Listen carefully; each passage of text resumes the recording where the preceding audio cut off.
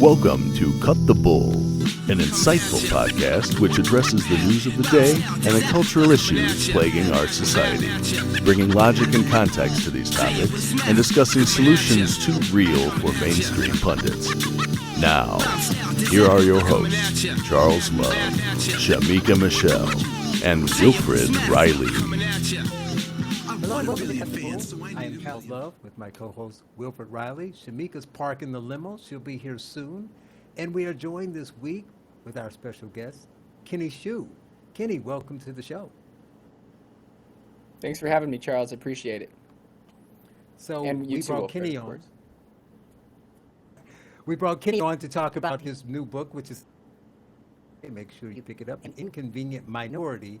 And we're going to talk about this racism, what I call progressive racism, the racism that's intended to help the people who are oppressed and slighted in society, and how that manifests, and what it's really about, and what.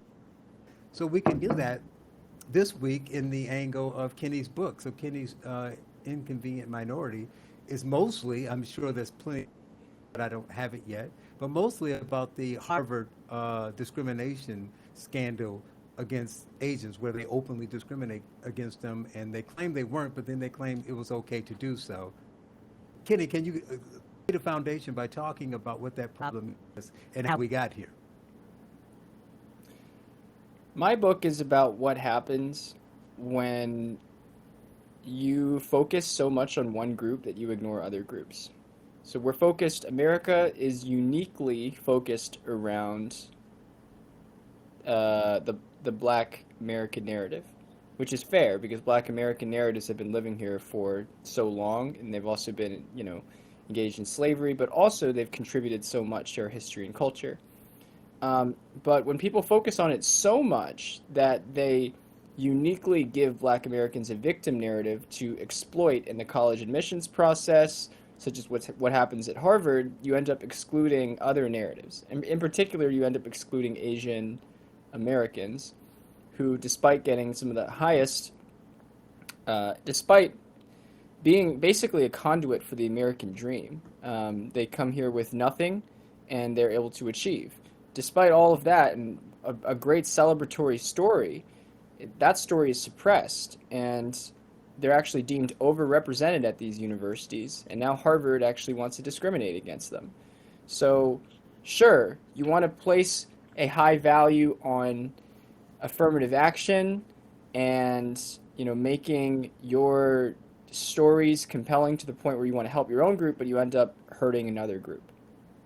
Right. And Will, like I said, he knows this stuff cold, and we'll get into the book and what the problem is. But let's start off, Will, with just how we got here. Like, what do you think? Get inside their heads and talk about the intent, like why they felt they needed to, make these moves that they moved against the Asian Americans, and why they took that action and why they took those steps. Well, this is actually, as you guys know, one of the things I research. Certainly at the level of a major popular press book that's gotten some intellectual analysis as well. And I'm thinking in the case of some upcoming really empirical papers. So we're in a weird situation here because right now you have what's sometimes jokingly called the culturalist crit-hered debate throughout the social sciences, which is why groups succeed. And the Asian American experience and also the West African experience kind of disproves two of the positions. So the critical race theoretic or critical pedagogical perspective, without getting too wonky about this, is basically that any gap in group performance has to be due to racism. And if you look at Ibram Kendi or Robin DiAngelo, any of these people, Nicole Hannah-Jones, they say that really openly. The only options, according to Kendi, would be the oppression or genetic inferiority. So people in this paradigm, if you will, are really fond of posting these charts showing like whites with X amount of money, and then blacks, and then actually often Latinos or natives. Blacks are no longer treated as necessarily being at the bottom of that hierarchy, but just boom, boom, boom, this must be racism, mostly racism today. And the response to that from sort of the hard geneticists, Charles Murray's got a book out, Facing Reality, right now. The response is There must be some genetic factor at play. And again, you see mostly direct white-black comparisons, and the argument is, well, these minorities, and at least Southeast Asians are sometimes thrown in that minority category, these minorities must not be able to compete. The problem, though, I love that title, An Inconvenient Minority. The problem is that most modern minority immigrants, Asians, West Africans, let's not forget East Indians, are kicking everybody's ass. If you actually look at just go to Britannica or Wikipedia and look at incomes by ethnic groups, number one is Indian Americans in the USA. Number two is Taiwanese Americans, so of essentially Han descent, but from a wealthier society. Filipino Americans, Lebanese, kind of carrying the Arab banner. South Africans or Nigerians, I forget which group is in the top 10 from, the motherland. But so it's really hard to explain this from the crit perspective, which is all gaps are due to racism. And a lot of these groups that are South Asian or African, it's really hard to explain that from the geneticist perspective. They at least could argue really selective immigration, but we don't have that in the USA. I mean, that's a major Republican talking point. So the question, to me, the argument here is culture, the argument here is training, but you're in this weird situation where colleges that have these very set affirmative action, diversity forward parameters find themselves not excluding whites to let in minorities, but excluding minorities to let in minorities. Individuals that have come here from Korea, Vietnam, those are top 20 performing groups as well, if I recall correctly, by the way, that have had very few advantages. We fought brutal wars with both of those nations, although not the ancestors of most of the people coming here. These people are coming here and are easily beating the white scions of the aristocracy. And I mean, Nigerians and South Africans, at least the majority, were black last I looked. I mean, Indians are brown. Pakistanis, Bangladeshis. So it's this very weird situation where the people removed for, say, a black upper middle class person are not going to be white gentry lads. They're going to be Jewish and Korean and Nigerian sons of perhaps shopkeepers, well, you don't want to stereotype. So it's a really weird situation. I mean, again, to me, it's just kind of funny. I think this disproves at least two of the three classic paradigms, which is good for me because I have the third one. But like silly academic debates aside, there's a real moral question of what do you do? Do these policies still make sense? Like, you're keeping out a black guy, you're keeping out a Nigerian guy to let in a black guy. Like, does that make sense? So I'm interested in what Kenny has to say, but this Harvard suit, last sentence for me, the difference is just in empirical quant numbers were crazy. I mean, it was well over 100-point gap in the scores of admitted students. It was much larger than that among accepted students between Asian and black, for example, applicants. And that's not unusual. I mean, if you look at, for example, I'm a Big Ten rather than Ivy League guy, but if you look at the University of Illinois, University of Michigan, there were 300-point gaps in average student SAT between Asians who get brutalized at, say, the U of I engineering school, and then I think not the bottom group, they're all solid, but I think it was Hispanics brought up the end of that ladder for us. So what do you do with that? How do you justify treating an Asian guy 300 points worse than a Hispanic guy when you're looking at two children of immigrants? And I really have some moral questions about that, to the extent I feel anything moral at all. And I'm interested in what Kenny has to say about it. It's one of the topics of the current era.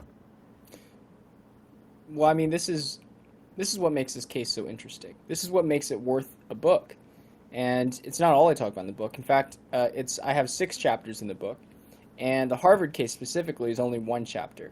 Because, we can talk about affirmative action forever, and some intellectuals have the bandwidth to talk about affirmative action, but some people just want to be like, okay, let's talk about something else. But Asian American excellence is another big chapter in my book. Why are Asian Americans excellent in this country, as Wilfred is so clearly explained? Well, it is culture. There's all the evidence shows that it's culture.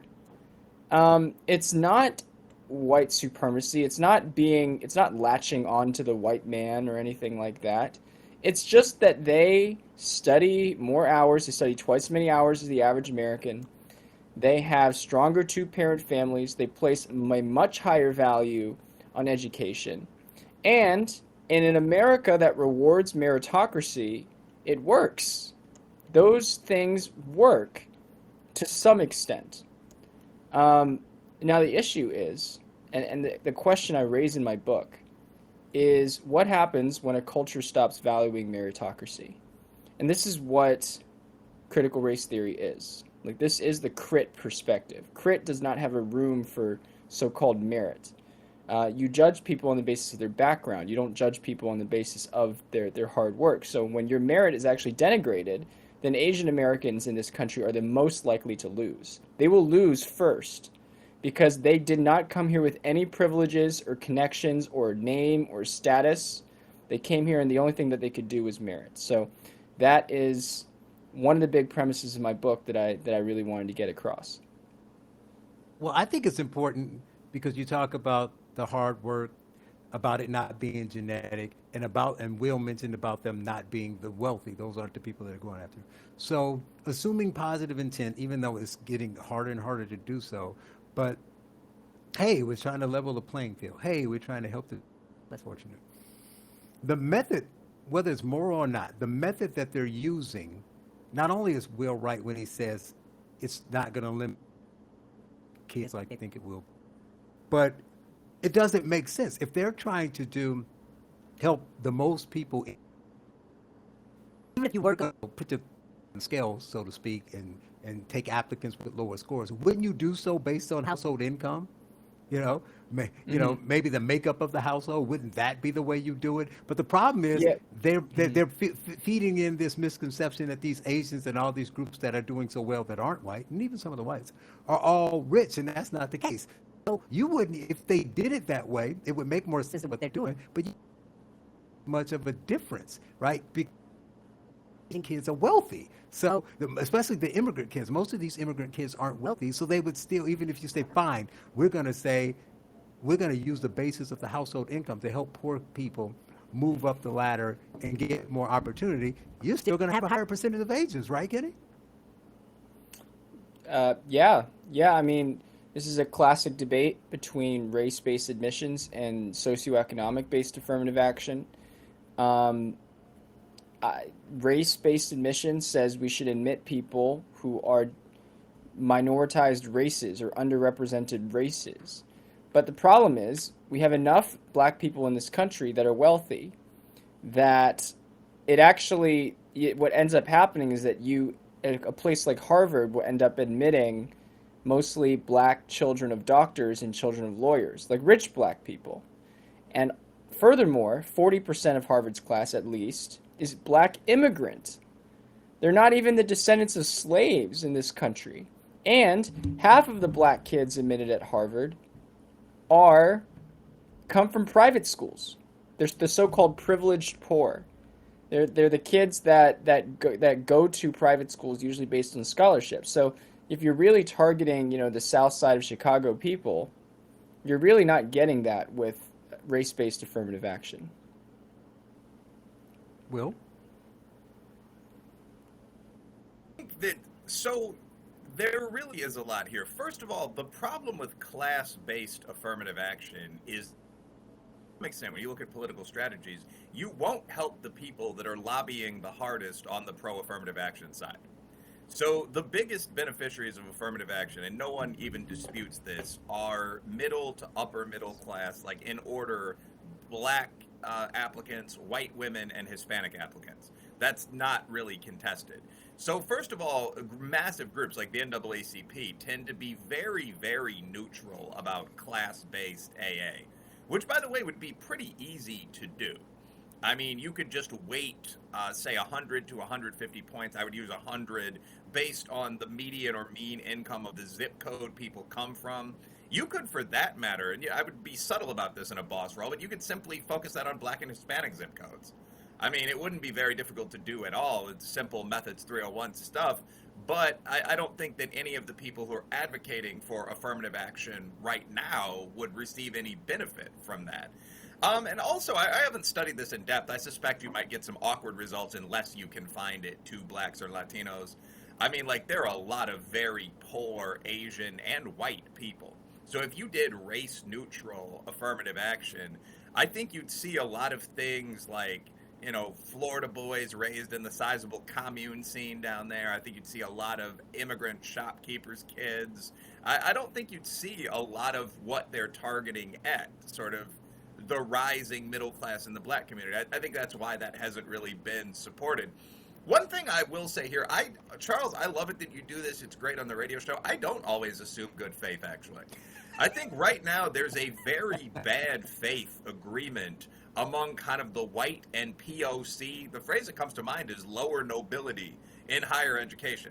So the deal is this, and I mean, I'm an associate professor. I have tenure. I've had some executive roles, if you count ombudsman and so on at that level, in academia. And KSU is pretty ethical, but the deal at a lot of, like my employer, quite ethical in my experience, but the deal at a lot of large universities is essentially, okay, POC aren't going to challenge legacy programs, which are basically for rich white people. I mean, generally to get massive legacy benefits, anything serious, you're talking about not just father, but grandfather at the school. If your grandfather went to the University of Mississippi, you're a rich white guy. So that's one side of this. Then the other side is that white, even non-woke people in roles like vice president of admissions, hard-body jobs where you have to show results, their part of it is that they don't challenge affirmative action policies that have been in place for decades that are often very weakly justified today by past abuses on the part of the institution, by a need for diversity since Asians aren't white, so on. So you have this deal, and then throw in athletics, throw in the athletic department. You have this sort of bad faith deal where the majority of students admitted to an upper mid-level school like University of Illinois or Brown don't get in. They're admitted through some kind of legacy process, that's 40% of the whites. Affirmative action, that's probably the majority of the black and Hispanic students if we're being real. Then what percentage of students at a typical D1 school are athletes? 12%. You have in-state admissions. So the number of slots available, and many people don't understand this, the number of slots at all available for a poor white or Asian applicant is extremely low. You're starting off with usually about 17% to 29% of the spaces in the class still available. So that's the reality, and I think that that benefits so many well-off alumni of each campus and their children that there's not extraordinary pressure to stop it. And the way this is generally played off is just to say, well, obviously we're bringing in the same number of people from oppressed groups that we always have. But this ignores the fact that just because your group is down 5% in a national competition doesn't mean you're not very rich. So, I mean, as Kenny pointed out, I think it's the majority, actually, as of last year, but the majority of the black applicants admitted to Ivy League institutions aren't black Americans at all. They are West Africans, they are Caribbeans, they're people from powerful black societies that just meet that application goal. The only ethical question there really is whether they're still held to what's generally the lower black standard. That can vary by institution, but at Harvard they are. So you have these very weird situations where the Jamaican black guy displaces the American black guy and the Asian guy because that's what helps you get to your quota of black guys while still bringing in someone with reasonable test scores. So, I mean, really, now, I mean, we all understand the game here. The question is sort of what to do about it. Class-based would work, but none of the people that are advocating for affirmative action, when you look at the large black middle-class business organizations, none of them have an interest in class-based that would either reject their own kids in favor of poorer black people, strivers from Baltimore, or that would bring in poor whites and Asians. Neither of those is an ideal outcome. Yep, that's true. You know, so I have no solutions there, but right. Well, no, I'm glad you brought up the when you talk about the positive intent. You know, that's why I like Cut the Bull. We're cutting the bull. It's not that I think that they have positive intent. I try to point out, because, I'm a solutions-based guy, and I try to point out that even if I give you what you're trying to do, and just not even get into the weeds on why you're doing it, even though it's probably BS, even if you have so you're saying, Wilfred, so you're saying that there's a conspiracy between the black elite and the white privileged legacy people. I don't know about a conspiracy, what did the nobles and guildsmen call it back in traditional Europe? They didn't fight one another or abuse each other's daughters or something because it was the backbone of the system or something like that. I think it's not so much that there's a conscious conspiracy, it's that these two groups, so a lot of what we see right now, I mean, we're all on Twitter and heavily engaged. I mean, we all do Fox or sometimes the villain on MSNBC. Like, we're in this discourse sort of reality. And although I don't think I've ever gotten any MSNBC calls, but that's beside the point. But I mean, like, a lot of this is going on within a pretty narrow sector of society. first of all, I think that the primary role of wokeness, and I'll get to the exact point in a second, but the primary role of wokeness is as a differentiator between lower upper class people. Like, when you look at the people that say, I may just look like another white girl, but in fact I'm a biracial, bisexual, demisexual, polyamorous, yada yada. I mean, those people are probably going to be almost invariably sort of comparing points with other people of different colors, but all of whom are upper class, reasonably high G and IQ terms, reasonably well educated, coastal, center left, so on. So that's the point of all this. But I think certainly within that group, yeah, I don't think there's conscious collusion. I don't think there are meetings. But I don't think that any of the leading organizations on the black side or the white liberal side would have any interest in advocating class-based affirmative action. And there's so much of this. Like, every single time behind the scenes, I've talked about something like test score differences between races and how predictive they are. With a liberal friend or former partner or something, they've said some version of shush. You know, I know that. I know it's true, but there's not really much I can do with it. And I think it's the same sort of deal here. No one's going to take the lead on class-based because they know it would not benefit them. If you're a rich black person, class-based affirmative action would be the worst imaginable thing for you. Right. Well, I think you can also go the other way, too. You're looking at it from the people and their kids and how does... But from the university standpoint, they have to play the middle, I think. I think it's like, how do we look good to society, saying we're throwing people a bone, but, you know, they're an extension of, you know, the human nature and our reaction to want the best for ourselves, right? So as a university, if I'm an elite or if I think I'm one of the elite universities and I want to keep my level of excellence, I know that if I can, period of time, admit lesser students, that is to affect my brand, right? So if they lowered the score of all the people coming, because right now, what do? You say they get the kind of a separate group. They get the Asian students are these students who are doing well academically. Those are the ones they push behind. They do the research. They try to, you know, get these grants and do those things. And then they get the students and with lower scores. But then what do? They come in. Most of them are either coming in wanting to study these types of things, or they take that student with the 200 points less on the SAT who wants to be an engineer, and they kind of guide them, you know, to the...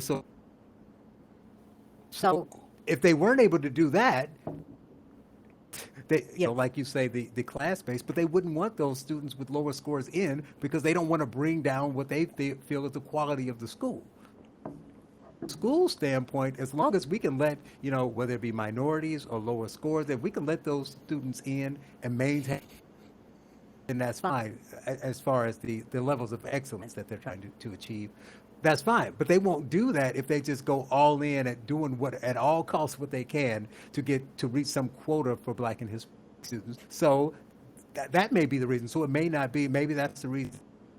You know, specific and intentional. It just may be. How do we give the society, fix the things around the edges that we, you know, give the look of what we want to do without really getting down to the foundation and systemic changes that will hurt them? Because, I mean, it won't be good for the university if they let people in who can't compete at the same level. Counterintuitively, maybe it will. Maybe it will be. You know, there's with grade inflation the way it is today, I mean, the average score at a Harvard class is an A-. I mean, think about it. You know, if everybody gets an A, then how are you going to differentiate between the best students and the not so good students? The problem, I mean, for these schools, for the schools, and going back to Wilfred's own interest-based analysis, the self-interested schools don't have much to lose by admitting less qualified students right now. As long as they continue to admit some of the best qualified students, those kids will eventually grow up and become the brand makers, the donors, everything like that. And then they can take the bottom 80% of the students who end up not becoming as great, and they can be like, oh, well, you know, we have our 20%, but we also have, look at all of these pretty multicolored faces. You know, look at all these multicolored faces. Great. It's great for alumni brochures. You know, it's great for their moral guilt, everything like that. For the students, the kickback comes later. The kickback comes when some of these students actually believe that they are the cream of the crop, even in terms of intelligence, and then they go out for the bar or they go out for the engineering exam. And the problem with those exams is that those are standardized and those are brutal. They don't give you affirmative action points because of your race. Now, and you have disproportionately low rates of bar passage, unfortunately, for Black Americans who go to these selective law schools. And it's very sad.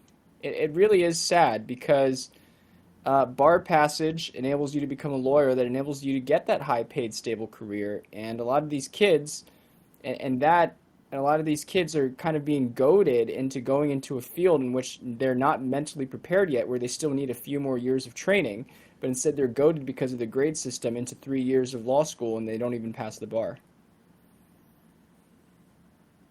Will, you got something to say to that? Yeah, I mean, like I said, I've done some pretty serious writing about this. I have a lot of opinions on this. I mean, first of all, as read that last point, I think one of the reasons it's not costly for schools to practice this intense affirmative action, and I also want to emphasize the other stuff, legacy admissions for a third plus of the whites, 1 in 10 kids is an athlete. I mean, affirmative action, ethically, if we're going to get rid of affirmative action, to some extent, we have to get rid of all this stuff. It wouldn't make sense to get rid of the program that lets in non-competitive minority kids and keep the program that lets in non-competitive white kids or that lets in non-competitive people. And this is often the biggest gap, but who can just jump real high. You know, I mean, there's a lot going on in higher education. But to get to the point, I think one reason that all this is allowed is collusion, frankly. I mean, conservatives often have almost a naive faith in the market. There aren't a lot of pure free markets. We talked about this the other day, actually. Mm-hmm. So, I mean, in higher education, there's an understanding that almost every school in the top 800 is going to be doing this. Every school is going to engage in standard affirmative action, diversity forward programs. You know, every school, if you're D1, you have to have something ridiculous like 18 athletic teams. You know, an equal number of men's and women's with 15 plus athletes on each one, so on down the line. Every school engages in legacy admissions, so on. So, I mean, I think if a truly elite university said, we are going to let in only the best, most elite students, and we're going to openly hit up the alumni very hard for money, and we're not going to tolerate a lot of this race baiting, so on campus, I think that they would immediately gain a massive competitive edge, actually. The question is, in terms of where would, as an upper middle class white or Asian, or if the kid was qualified Black parent, where would you want to send your child? I think it's pretty obvious. The issue is that if one school did that alone, they would face an incredible, it'd be like a pack of velociraptors. I mean, from higher ed week to things that actually matter, you would, not that there's anything wrong with that fine publication, but you would, parents, you know, or people on TV screaming, you would see an incredible backlash directed at poor Bowdoin, whoever did this. The University of Chicago, known for its, you know, aggressive your mama culture, actually came the closest, where they said, like, we are not going to dumb down our economics program. We are famous for being a rude, competitive campus. Like, if you come here, you need to be aware of that. Like, Friedman taught here, Stoll taught here. So I was kind of proud of them. But short form, the reason many schools are doing this is that they know they won't face any penalty for doing this, because everybody's doing it. Well, let me ask you. Oh, go ahead. I'm sorry. I thought you were done. You sure? Well, for one comment, I think the future of higher education might be, you know, even Hillsdale on the right, good institution, does some of this, but the future on the right, Chicago, might be just institutions that say we're not going to do any bullshit whatsoever. Like, we're going to take the top 500 applicants based on test scores in each class. And I mean, I think as you saw that school move to the top of the rankings year after year after year, they would be a hell of a marketing pitch for them. The question is, would they then be thrown out of higher education, essentially, unaccredited or some such, because they don't have enough minorities or they're not playing sports anymore? Like, there would be a brutal attack that a president would have to be ready to weather. Lol. That's how you win Asian votes, though. It is. Yeah. But wait, let me ask you Everybody's something. like, how do Republicans win Asian votes? How about you just take Asian kids? Right. Let us in your school. Accept them, you know. Like, Right. not open Anyway, racism. there's It's a hell of an idea. there what Wilfred is describing is a game where all of it's either collusion or competition, and the Ivy League actors have decided to collude in diversity admissions, and the result of them is that all of them gain because all of them are playing the same game. So they don't since they're all compared to each other, they're all equal or about even, but the students lose. And the quality of the students lose. Now, one individual actor could go rogue and could just say, we eliminate that stuff. And they would actually gain this, they would help the students, but their own prestige would be, their own institutional prestige would be significantly harmed because the other people would descend on them like velociraptors. So it's this cruel kind of mathematical game where the institution that refuses to do diversity admissions will actually benefit students, but will hurt, their own brand. Well, I want to go to what you said. I was going to bring something up, and you kind of hit on it when you talked about it hurts the students. That's the factor that's supposed to be most important that few talk about. So what happens to these kids? I mean, Will probably has the stats, but I mean, common sense gives me a good idea of what happens to the kids that are admitted through affirmative action. Some of them just needed a little bit of help and they do fine. They go on and do great things. But the ones who either move, like I mentioned earlier, went to school to do the hard science, and because they struggled there and they didn't want to drop out, they shifted to something else. Kudos with them because others just drop out.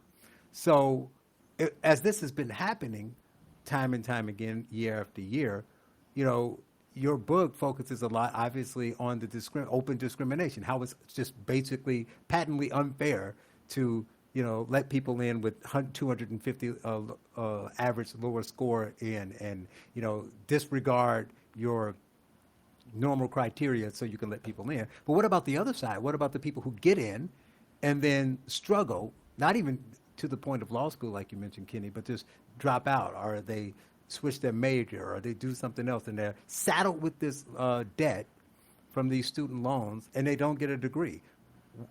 Why are people focusing on how this hurts those kids in the long run? Because they believe that they're doing a good thing with a capital G. They can't. They can't think they're doing a good thing. They have to see what's happening. Okay, hold on. So a professor actually did examine this, named Richard Sander. He did examine this data and showed how the black kids who get in because of affirmative action end up switching majors out of math, out of STEM, out of law, doing less well in law school, bar passage exams, experience higher rates of depression, anxiety, etc. He went and tried to get more data for his research, and they wouldn't let him. They actually obscure this data. College admissions programs they know something's up. They know their trap is sort of coming clean. So they've stopped being cooperative and sharing data about these students' life outcomes. And so you're witnessing kind of college conspiracies of the modern age, where people are not being given the right information to make a decision. And it's very sad, and it's hurting Black Americans today. Will, please, bring the heat. I think that in Kenny's, a lot of this is just like a diverse group of smart people kind of agreeing with each other. I mean, there's a lot of, one of the things that I do think people on the center and right need to get more comfortable saying is, yes, I think you're lying. Not to each other, but to people that are making these points from kind of the mainstream center left. Yes, I actually think you are a terrible scientist, almost in IQ terms, or you are lying, is a point that has to be made in response to a lot of this stuff about anything from Black Lives Matter to interracial crime to human biological sex to the mismatch effect. You could just go on and on down the line. Both the positive and negative effects of diversity. It's one of the best known things in political science. Both sides lie from the different extremes. You could really just go on and on. More guns, less crime. John Ogbu, the biggest problem for black students is they don't study as much as other groups of students. Like, we've known this in a lot of fields. Some kind of center-right quant who had enough money to be stable kind of came along and told the truth 20 years ago. Sander and Taylor, the people Kenny referred to, did this with affirmative action. There's like a firestorm in the centrist media for a year, and then it's just ignored, and people go back to bullshitting. We have to become more confident and say, no, like, I'm trained in basic empirical mathematical analysis, and what you're saying is not true. Like, if the SAT gap between Asians, whites, blacks, and Hispanics is 240 points, you didn't get that diverse campus just by random luck. This is just common sense. Like, I recognize you have a degree in elementary education or whatever, but I don't believe you. This is something people need to start saying as parents are saying this in these CRT board meetings, where you have the teachers union doing this incredible dance routine, like, yeah, we don't teach CRT at all, but releasing missives or encouraging the entire union membership to teach critical pedagogy, which is technically 1% different or whatever. This needs to be called out. The mismatch effect is real. Yeah, I mean, I read both the original paper by Sander that this was based on just a basic professional competence level in my field, and then the book Mismatch, which was popular press but extremely good, 2012 Sander and Taylor. And what they find is that the real tragedy of a lot of what you could call large in or large boost affirmative action is that the minority kids are pretty good. This is, again, something that I think is consciously forgotten by the harder alt-right, and that the left doesn't think about because they don't care about competence. But that got into Harvard Law School, if I recall correctly, we're at something like the 65th or 70th percentile of the LSAT. And they were more likely to have been high school or college athletes than the white kids. Like, they were killing it. But they went to Harvard, where the average score on the LSAT of the other people in the law school was at the 95th percentile. Right. So most of them failed out. Those that didn't were clustered at the bottom end of the class. There's an incredible, something like 50% of all black students wind up in the 10th percentile of their law school class. And that is absolutely due to mismatch. Hey, Shemeka, if you go to a school where the average LSAT is 169 and you got a 155, you're going to feel like a dumbass, even though you are empirically not. Even though you're empirically in the top 10% of all people intellectually. You've got an IQ of 122 or something like that. The issue is that everyone else has 145. So mismatch, I guess the new point that Kenny brought up is that now they're lying about this. Colleges, what they're going to do is obscure their admissions data and say, well, Sander and Taylor was more than 10 years ago before we began the new diversity forward triple axle program. And so we really can't rely on that data, and we're going to continue pursuing our affirmative action policy. And it's just up to people to keep track of the SAT scores and the GRE scores and whatever that year and say, no, I don't believe you. But mismatch is a real issue. Well, yeah. One of the things they're actually going to do, Kenny wrote about it in his book, and I'll let him talk about that, is what they did at Harvard is added more new criteria to say, well, now we're going to say the Asians can't, juggle. So there's a juggling test and all, this foolishness about personality and all that crap. Well, the one thing as a proud black man, albeit light-skinned, that really got me about the Harvard admission stuff specifically was the poll test nature of it.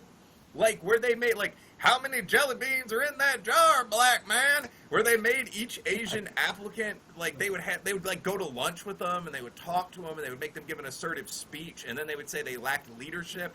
It was just bullshit. I forget whether they did this with the other applicants, too, like, everyone had a leadership rating, or if that was just something done to knock out Asians. I would imagine they had to. But it was worse than that, because they did that before. What they said with their first level was even worse, because they were saying they don't really have the social skills to do this, but they didn't even meet them. So they're not in the same room. They're not anywhere near him. It's like, well, I heard his voice with my eyes closed, and I felt that he sounded like he didn't have a personality. It's matters. I'll go to you in a minute, Kenny. But I have to say, the one thing that, like you said, that pissed me off about it was it's the same thing, the mismatch thing. It's in simple terms. It's like I had a white guy. I think I told the story before. I don't know if it was on the podcast, but he's like, guy I work with, this one of the benevolent white liberals. It's like, well, don't you want to see more blacks at Harvard? I was like, that'd be great. But I'm saying it's not like you're taking dumb kids. You're taking smart black kids who would be very successful at UNC or at Michigan, right? And they'd be, maybe they'd be 60 percentile there. You put him in a class with all valedictorians, and then he struggles. but he's the first kid in his family to go to college. He's not only is that unfair, but the mismatch thing, but it's a step further because he's not going to step back when he starts to fail that class and say, man, I should have gone to Michigan. He's going to say, like Will said, I'm a dumbass and I'm not college material, so I'm going to go pump gas at the station. Damn, I'm old. But you know what I'm saying? He's not going to say, well, I went to the wrong school. This is mismatch. He's just going to drop out. So you didn't help him. You made it worse. There's something that's even worse as a possibility there, which is that they're going to get woke. Something that I don't think we look at enough is the connection between affirmative action and like this campus burning wokeness. And a lot of this has to be the fact that we admit people that are good students, but that are 200 points behind the curve. And there are two elements in that. One, they're 200 points behind the curve, so they're failing at everything. But two, they're good students. These are people with 11, 30 SATs. You're the varsity quarterback. You're a leader. Why are you failing? Must be the white man. I've heard so many students say this that are elite black performers at like the University of Kentucky, or that were elite black performers and now are right at like that 48th percentile, and are just amazed by it. People say things like, I never got a C+ before. Maybe the teacher's a racist. Now the teacher's black. This is the upper South. Well, they can internalize, The point is that people aren't necessarily going to say either I am not qualified or I was admitted through an unfair system.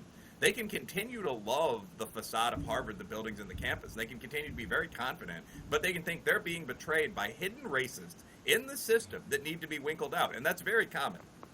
Right, I'm going to go to Kenny, but I got to point out the irony. It's like saying we admitted you, we lowered the standards to admit you, for Harvard's sake. We lowered the standard to admit you because you're black, and the way you felt about me admitting you because you're black, giving you this upper hand, helping you out because you're black, is you say I'm a racist. So we created racist by trying to highlight the fact that we're going to help the black people. That's fascinating. Kenny, go ahead.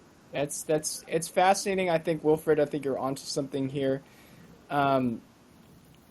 You increase the bitterness and you increase the resentment when you put kids like that in those kinds of environments. But, Harvard, whenever I hear something like this, Harvard will make the objection, well, no, we just need a more inclusive environment for black people or for black Americans in this country.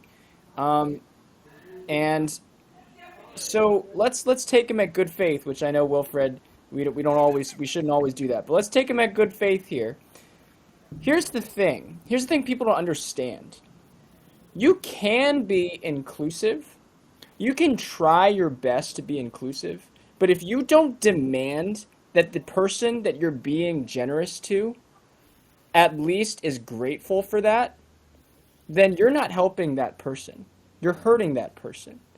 If I, and this is what Harvard's doing, they are being the generous. They're saying they're the generous one we're saying, okay, you were admitted even though you didn't have the best test scores and grades and stuff like that. What they should be saying is, okay, look, you were admitted even though you weren't the most qualified candidate. You better go and work hard, son. Or, you better go and do something with that. You better figure it out. You better work really dang hard because you're getting this opportunity and some Asian kid who worked the heck out of, high school and middle school isn't. So you better do something about it. But instead they're saying, oh no, you're just as good. You are special. Come here and do everything that you want. Attack us as racist. That's okay. We're just going to help you even more. You're not helping that person. You're really not. Well, we got to throw it. Joined us, but I got to say, but you said something about there being helpful and being generous, but are they really being generous if they're driving to the soup kitchen to help the homeless and they're going to run over people with their car and leave them on the side of the road on the way there? So they can step on the Asian's neck and let all these rich white kids, the ones who aren't legacy, who got straight A's, but we don't want you here because we want more diversity. So we're going to focus so much on helping black and brown students that we're willing to forego, and not only forego, but to mistreat other students. That's not really all that generous, though, I don't think. Well, this is the thing that, and Shemeka, I will get to you, or we will get to you. But this is the thing that goes to my original. When I first came on this show, this is what I said. We have prioritized a race narrative. Yes, but we prioritized a race narrative in a way that's also exclusive because it excludes Asian people. You know, it's Basquiat's old idea of the seen and the unseen. Okay, what we see is the inspiring story of the black kid who gets into 7 Ivy League colleges, and wow, you know, how inspiring and amazing. That would never happen with an Asian kid. It would just never happen. An Asian kid would never get into 7 Ivy League colleges. He would be lucky to get into 1 Ivy League college. That narrative just never happens because the structure is not of those Ivy League colleges would never allow that. So that's the unseen. Sure, we're helping somebody, but in this zero-sum game, you're helping somebody at the expense of somebody else. You're running the car over an Asian guy who studied the heck out of his life just to get here, and he's getting rejected so you could admit somebody less qualified. Shemeka, Anyway. all eyes turn to you. Oh, I mean, I think that was a great point. I don't have a lot to say because I feel so rushed and disheveled right now. I just wanted to do my part to stop Asian hate and let Kenny know that I care, you know. We just got caught in traffic. Oh, man. You're on mute, Will. I'm sure that was I funny. should have We worn missed my it. Stop Asian Hate shirt, actually. I thought about it. I was in the gym, and it was either Jordan or Stop Asian Hate. Oh, Stop And Asian I'm Hate, not right, that political of a guy, really. Well, Kenny, you'll be happy to know that my 5-year-old, that the school made my 5-year-old stick some kind of streamers on the door at his school to stop Asian hate. He didn't know what it meant, and nobody saw it, but he did it. Oh, yeah. So maybe things are better yeah. now. We just like to see little we kids oh man, actually we're just take- we Asians are just dying to be treated like a victim group. I can't wait. Well, you just said the blacks have been getting all the special treatment, and everybody's running you over with the car. So now we're creating Asian American streamers. There you go. We're moving Yay, you up the maybe racial. We're little moving kids you say into the racial non-bullshit conversation. crap. Is this stopping elite colleges from discriminating against us? Not at all. No, we Oh, still don't last want time you I in our checked, college. It wasn't. So We still don't want you in our college, but Okay. we'll put but some stuff on the it's cool. screen. Yeah, we'll put some stuff on the screen. Yeah. Let's keep pandering. Let's do it. Well, Will? just think of it as creating Casimir Pulaski Day and still not letting any Jews or Polish people into Harvard. I mean, it's the symbology, man. It's Right, you good know. stuff. Actually, the Stop Asian Hate movement, I'd be interested in. I mean, you appear to be a gentleman of Asian extraction. I'd be interested in, never want to Don't assume. But Or at least he's Yeah. identifying as one. Yeah, of course, which I could do just as easily, with my Ni Hao Ma level Chinese, I could simply declare myself an Asian person in today's more flexible environment. Right. So, Right. but at And any I'm a rate, Mexican, actually. boom. There you go. Muy bueno, mi español es muy mejor de mi chino mandarin. Well, yeah. But at It's best, not hard to be. Well, my Chinese is like 5th grade level. My Spanish is like traveler level. I've done business in Spanish. I don't sound like a college professor in Spanish. I sound like a high school kid with a working class American accent. Anyway, but the point of all this is Stop Asian Hate actually is an interesting movement because, as Kenny pointed out, it seems totally not focused on stopping Asian hate. Like, when I think of the big problems in the Asian American community, I mean, obviously academic discrimination would probably be number one. Academic and business discrimination. They're now doing audit studies, finally, that go beyond the black and white context. And one of the interesting findings is that Asians seem to be one of the groups that are most discriminated against, despite having some of the higher board scores, some of the higher performances. Certainly people with traditional Asian names. I think Kenny would probably do fine. But, I mean, you've got academic and business discrimination. That's obviously one. And then you have brothers and rednecks beating up Asian people in the street. That's pretty notable. You see the videos. And the actual things that Stop Asian Hate seems to be focusing on, like white supremacy that forces the police to attack black people, don't seem to have all that much to do with the desires of the average Asian voter. So, I mean, I don't know. What's your thought on Stop Asian Hate, Kenny? I mean, is that an AstroTurf movement, or is there a large growing group of sort of woke Asian people? There always has been. I got 5 minutes left. There's always been a large woke group of Asian Americans, particularly at UC Berkeley. When one of the unfortunate consequences of Asian Americans always prioritizing education is that their kids reject them. But it's fine because they're going to be doctors. So we did our part. right? Culture values, nah. Go be doctors. Wow. Yeah. Wow. Well, now with 3 minutes to go, what is the leading civil rights issue? What do you actually see as a civil rights I issue didn't think for I Asian spoke for Americans? 2 minutes. Go There ahead. you Whatever, go. reasonable small number of minutes. But Right. what would you like to see done in terms of America, multiracial, high-function groups like this one, doing for Asian Americans? Or do Asian Americans not need anything done for them at all?